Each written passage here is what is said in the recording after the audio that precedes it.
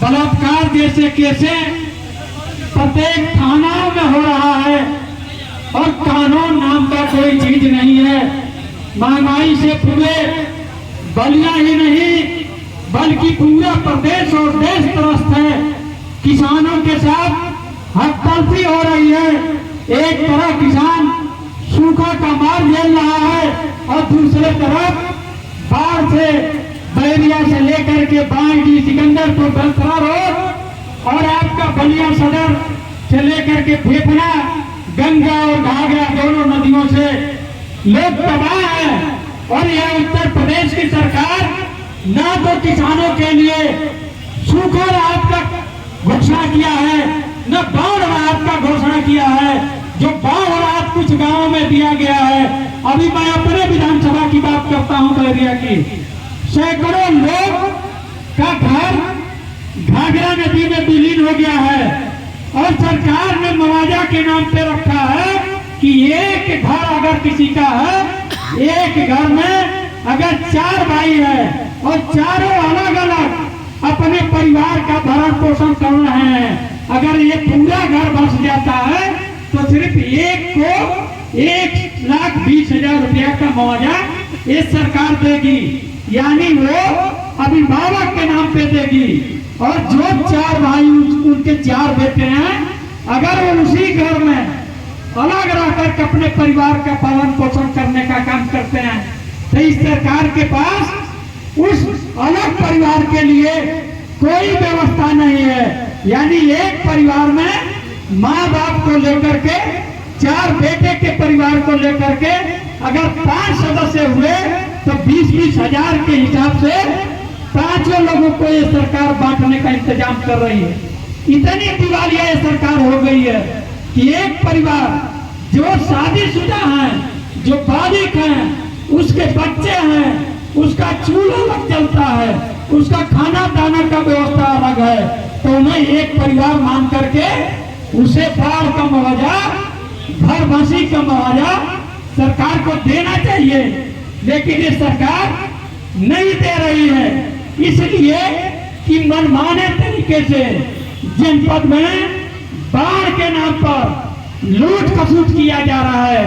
सड़कों की अच्छी सड़कों का बार बार मुख्यमंत्री जी वादा करते हैं कि प्रदेश की सड़कें गड्ढा मुक्त हो जाएगी, लेकिन मुख्य सड़कों को छोड़ करके निकल जाइए तो सारी सड़कें इतने गड्ढे में तब्दील है। और जो सड़कें आकी बाकी थी, ये पाइप डालने के नाम पे उन सड़कों को भी, चाहे वो सीसी हो, चाहे पीसी हो, चाहे खरंजा हो, चाहे इंटरलॉकिंग हो, उन सड़कों को बर्बाद करने का काम ये पाइप लगाने वाली कंपनियों ने करने का काम किया।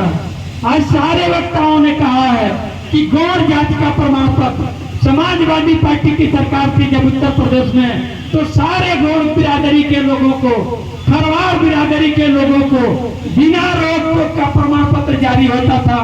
उनके बच्चों का कोटा के तहत एडमिशन भी होता था, उसे नौकरियां भी मिलता था, उनको छात्रवृत्ति का भी इंतजाम था। वही तुरा बिरादरी का जो अनुसूचित जाति का प्रमाण पत्र जारी होता था, उस प्रमाण पत्र को भी ये भारतीय जनता पार्टी की जन विरोधी सरकार ने तीनों जातियों का प्रमाण पत्र रोक करके यह साबित करने का काम कर रही है कि हम गरीबों के साथ नहीं है, पिछड़ों के लिए नहीं है, दलितों के लिए नहीं है। इसलिए हम सभी को मिल करके इस भारतीय जनता पार्टी की सरकार को उखाड़ फेंकना चाहिए। कोई थाना नहीं है कि जहां मोटरसाइकिल की छिनैती नहीं हो रही है, लोगों की लूट नहीं हो रही है, लेकिन जनपद बलिया का प्रशासन बार बार आश्वासन देता है कि हम लोग कंट्रोल किए हुए हैं। किस बात का कंट्रोल? अगर कंट्रोल हुआ होता तो बैरिया विधानसभा क्षेत्र में एक कार्यकर्ता था समाजवादी जनसभा का और उसकी मोटरसाइकिल दिन दहाड़े लूटी गई।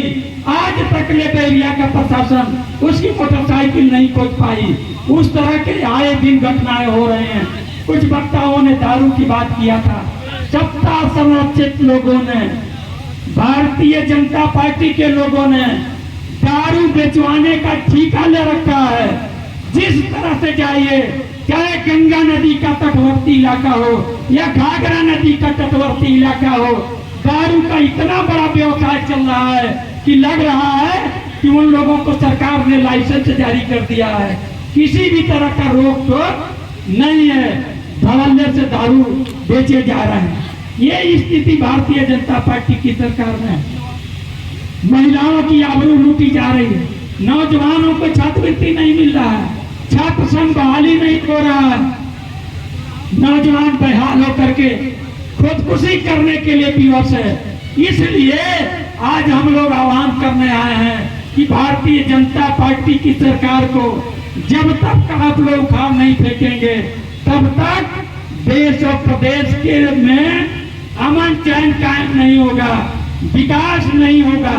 इसलिए यहाँ आए हुए समस्त नेताओं को, समस्त कार्यकर्ताओं को, समस्त जनता जनार्दन को मैं अपने तरफ से बहुत बहुत धन्यवाद